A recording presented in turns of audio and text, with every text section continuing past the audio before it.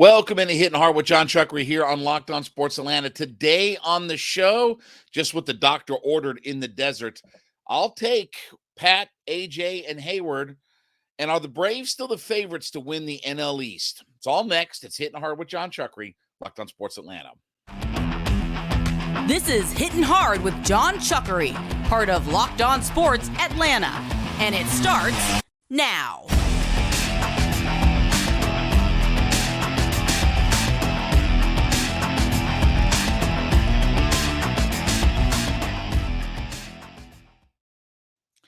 Hittin Hard is brought to you by FanDuel Sportsbook, official sportsbook of Locked On.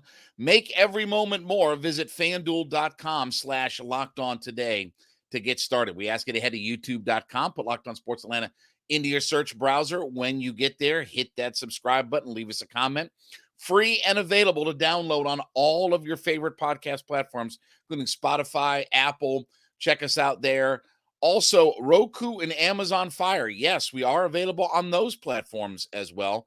And then give me a follow at JMCH316 on the Twitter machine.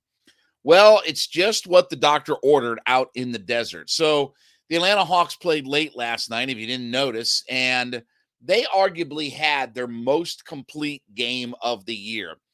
And you talk about kind of a sigh of relief or just an exhale. When the Hawks needed to really step up, they stepped up big time. They won 132-100. In fact, they in the second and third quarter combined outscored the Suns 76-44. It was a big night all the way around. Hawks had their best number of three-point shots that fell. They were 19 for 33, 57.6 from the three-point stripe. They were 57.1% from the field. And then really what's even funny, they only took 11 free throws. They were only 9 for 11 in free throws. Then the big thing is they actually shut down the Suns. Suns shot only 40.7%, and the Suns were an abysmal 14.3% from three. They were 4 for 28 from three. And look, you got contributions all the way around. John Collins didn't do a whole lot. He had 9 points and 2 rebounds in 24 minutes. But you had, obviously, Trae Young back on the court last night. He had 20 points and 12 assists. DeJounte Murray led them with 21 points, 8 assists. And, this is the Jekyll and Hyde nature of the Atlanta Hawks. And I want to say that, and I want to believe this, okay, that the Hawks felt like they had their back up against the wall and they came out firing and they came out swinging. And like I said, they played arguably their most complete game from a offensive standpoint, from a defensive standpoint, hitting the three ball, defending the three. Everything just came all together. And while I understand in the NBA, you can't do 82 nights of that, right? I mean, reality is, my buddy Sam Mitchell, the former coach of the year in the NBA and former NBA player, he would always tell me about, look, you're going to get a handful of games that guys just don't want to be there. Either you blow somebody out or they blow you out, but it's just not going to come together. Some nights it's very easy. Some nights, no matter what you do, it's just not going to succeed. There's going to be a handful of those games, 8 or 10 of those games that just for whatever reason, either nothing's working or everything you throw up there works. So, it's hard to get 82 nights a year of that kind of effort. But that was good to see. All of your starters back, Trae Young back, everybody back.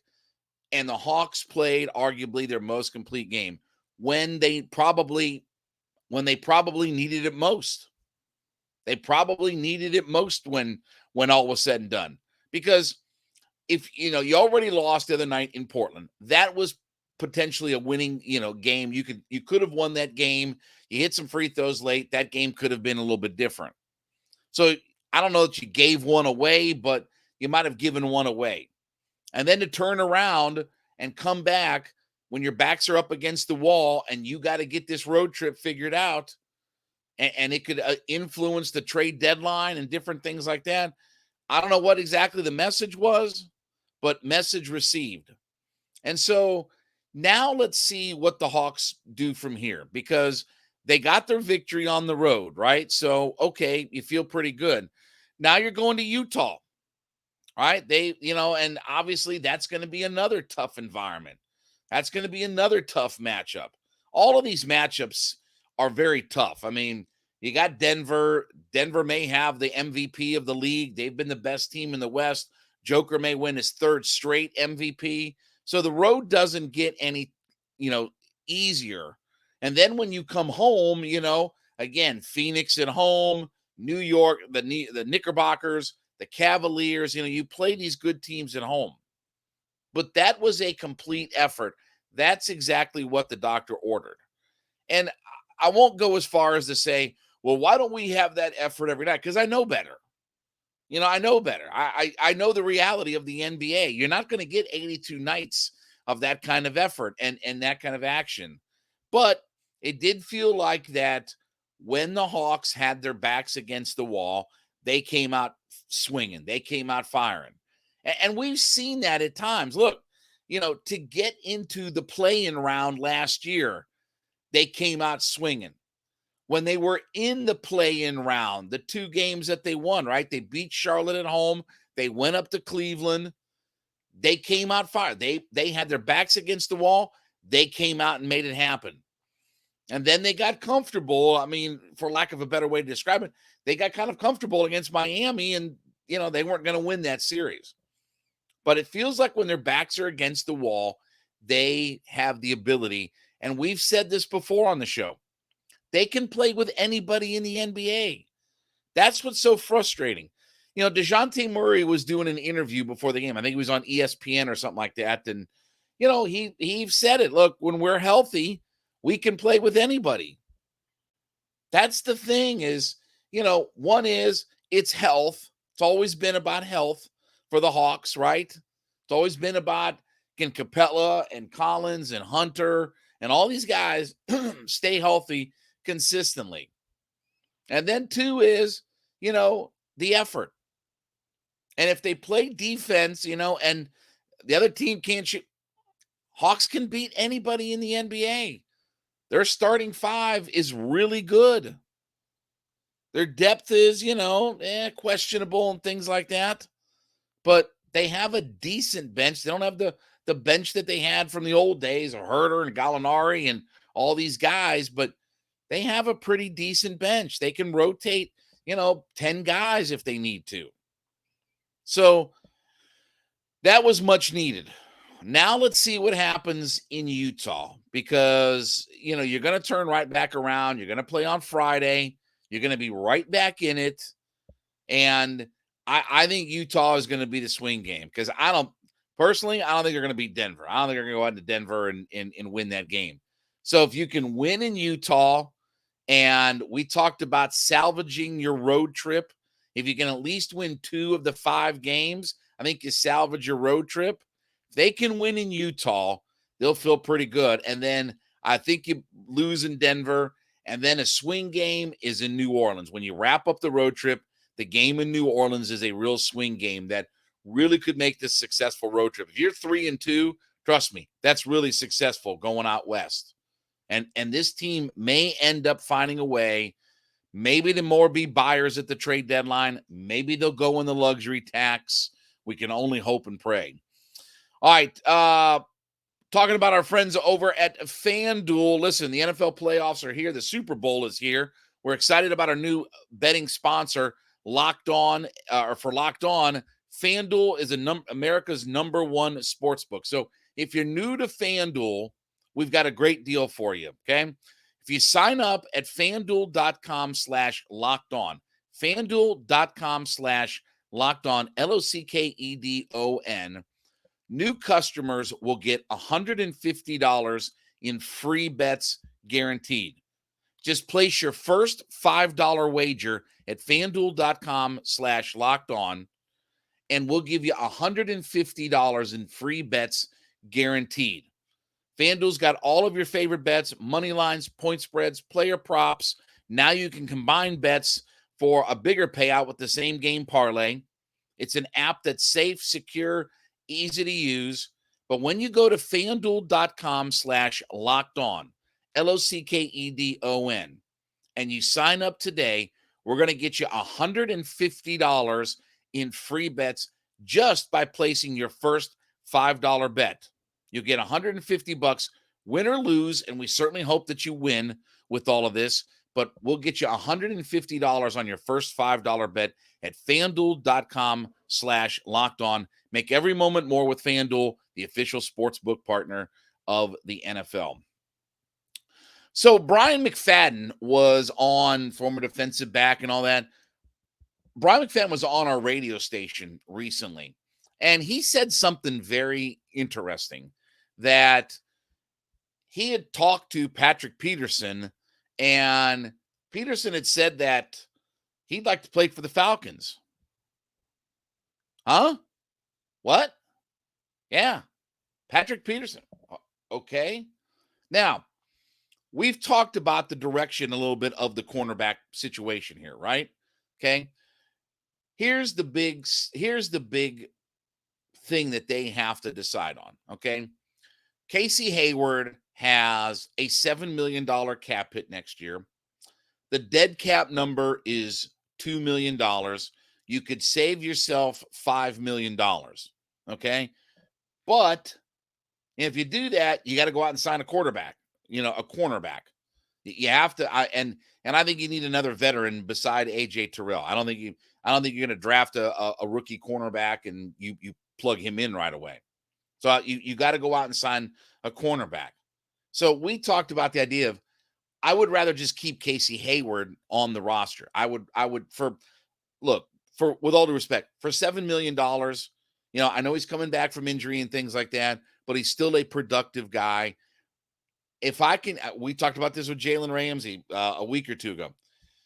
If I can get Patrick Peterson, who the estimates are, it would be like a 1 year, $6.5 to $7 million deal. Take that all day long. I'll take that all day long.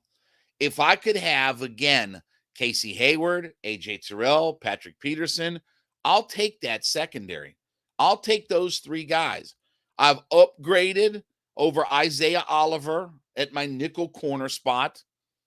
And, you can keep the Darren Halls and all those guys around, stuff like that. But I've upgraded at my nickel corner spot. I've upgraded at my number 2 corner spot. And now I'm ready to roll. And I do think that finding a dynamic second corner to play with AJ Terrell, if that's Jalen Ramsey, you got to trade for. But, with Patrick Peterson, it's money. And the Falcons have the money. Even if you spent $7.5 million on a 1 year deal, I'd take that. Your pass defense is instantly better. And that even helps your pass rush out. If you can cover and you've got a good secondary, your pass rush is going to be better. And then you hope that with Jerry Gray in the mix, we talked about this yesterday, that, he was in Seattle when Earl Thomas and Cam Chancellor were rookies. And I'm not comparing Grant and, Hawkins to Chancellor and Earl Thomas, I should say. But if he can get those guys to be better, if he can elevate their play, and we get a good second corner to go along with all of this, then we're in good shape. Our back half of our defense is fixed. And if Patrick Peterson wants to play here, brother, I'm going to hold my arms out and say, come on, man. Come on. And this is where Terry Fontenot, has to be aggressive with these things. And look, when you're in free agency, you always overspend for players. Always. 1,000% of the time. And people are going to look at, oh, well, he's not worth 7. It doesn't matter. You always overspend for players. You have to pay a premium to get them to come to your franchise, especially for a franchise that's not been successful. You have to overpay for guys every time. That's free agency. That's what the guys want. So, we talked about the idea of, look, the money's going to get spent very quickly. $56 to $65 million. It's going to get spent really quick. And you need guys to fill up your roster. But again, if I sign a Patrick Peterson, and by the way, he had like his third highest grade for Pro Football Focus. I think it was like his third highest overall grade of his career or something like that. So the numbers are still there. I mean, he certainly didn't do anything, he certainly played well in Minnesota for a defense that wasn't very good, but his numbers actually graded out pretty good. But again, when we talk about where this roster is, if at that point I sign Patrick Peterson, I've upgraded at two positions. If I keep Hayward, who I think can still play, and he's under contract, okay? So you still have the $56 million without having to cut Casey Hayward. Now the $56 million is still based upon having Casey Hayward under contract, and if you cut Mariota, what you're going to cut Mariota, then it's still, $65 million, whatever, add $12 million onto all of that number. And I upgraded two positions. I upgrade at my second corner, and I upgrade at my nickel corner. And at 34 years old, maybe the reality is you've got to play Casey Hayward more at nickel. I think he can be a competent second corner, but if I can upgrade there, then I've upgraded to two positions. And all it cost me was money. All it cost me was some money. Oh, well, guys, you can't overpay. You have to overpay. That's what free agency is.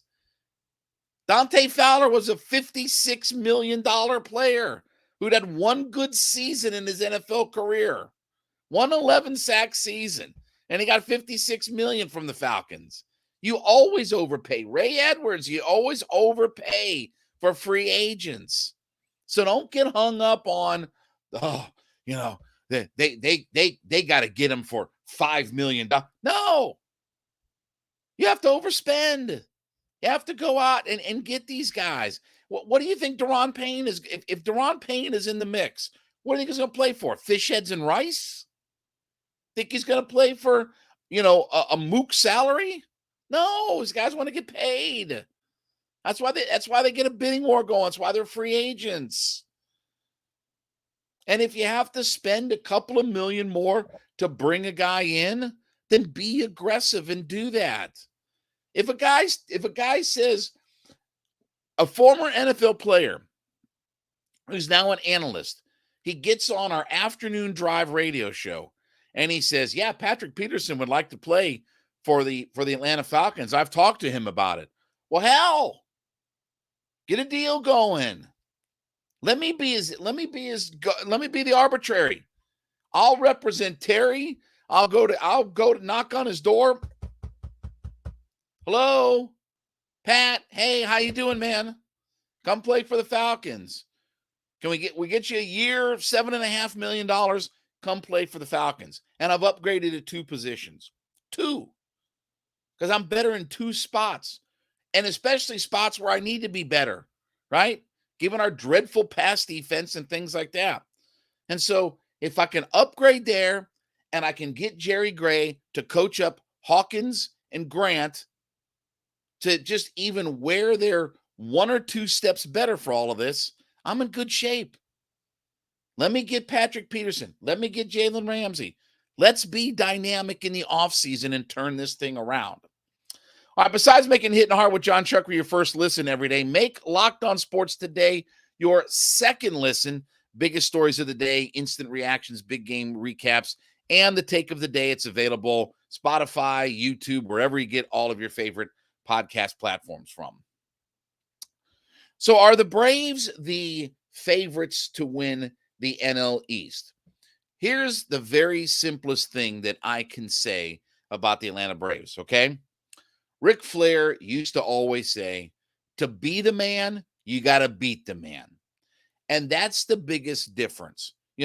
When we look at rosters and transactions, and the Mets committed $800 million of money and all this kind of stuff.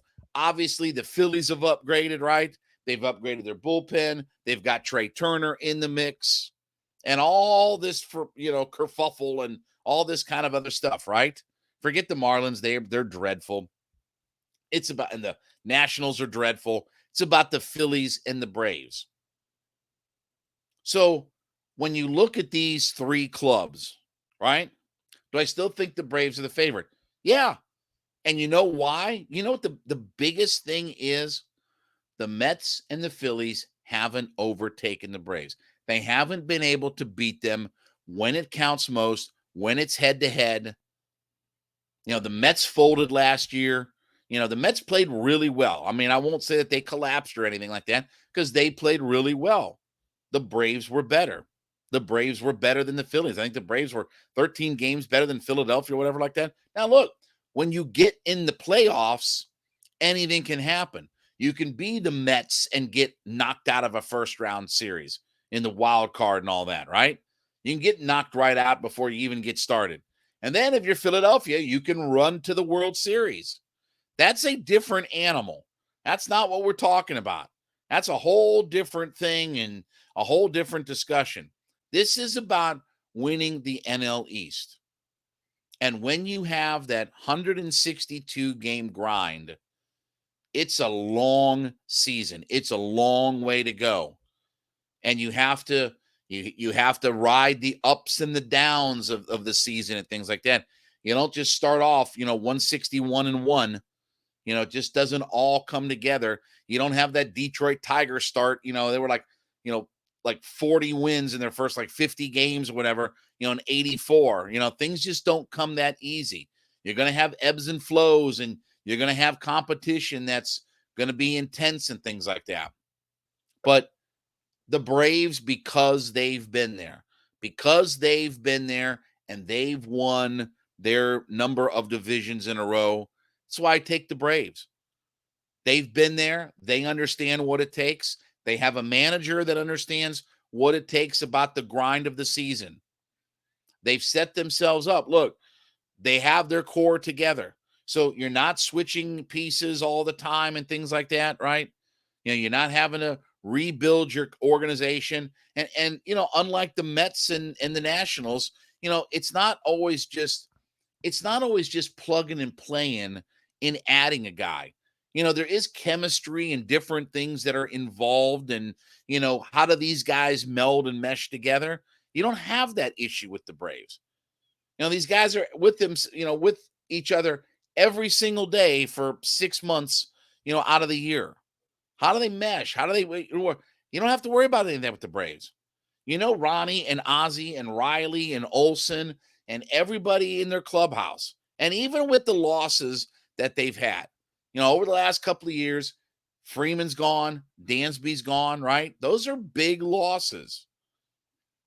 Freddie Freeman, you could argue was, second or third in the National League in the MVP race. You lost a player like that, and you still went out and won the division, and you still had a big season out of guys. And I really do think that I think the benchmark is going to be that Ronnie and Ozzie are going to really lead this team. I really think that those two guys are set up to have big years. I heard Brian Snicker yesterday talking about Ronald Acuna is healthy. He's still maturing into his body. He's gone through a full offseason workout program. Everything is kind of normal this year. It's not coming off the injury and things like that. You don't really have to put the governors on him going into spring training and all these other things that they had to do last year. You can go full tilt boogie now with Ronald Acuna.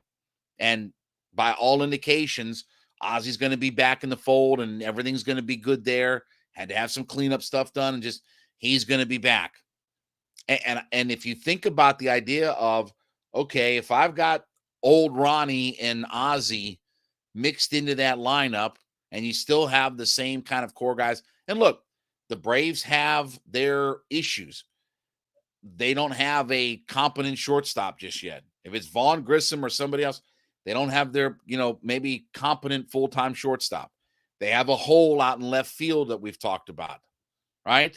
Maybe on the back end of their rotation. But again, you got Fried, you got Wright, you got Strider, you got Morton, maybe your fifth starter. But again, who cares about fifth starters? Your bullpen's outstanding.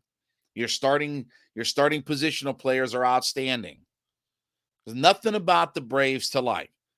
Does the streak end this year for the Atlanta Braves? Do the Mets and the Philadelphia Phillies finally overtake them? I don't believe so, because the old axiom, to be the man, you got to beat the man. All right, well, thank you so much for making Hittin' Hard with Jon Chuckery your first listen every day. Make Locked On Sports Today your second listen. Biggest stories of the day, instant reactions, big game recaps, and the take of the day. It's available Spotify, YouTube, Apple Podcasts, wherever you get your podcast from. We ask you to head over to youtube.com, put Locked On Sports Atlanta into your search browser. When you get there, hit that subscribe button, leave us a comment. We're also free and available to download on all of your favorite podcast platforms. You get Spotify, you got Apple, whatever your favorites are, you can find us there. Roku and Amazon Fire as well. Check us out on those platforms, and then give me a follow at JMCH316. We'll wrap up the week tomorrow, Hitting Hard with Jon Chuckery, Locked On Sports Atlanta.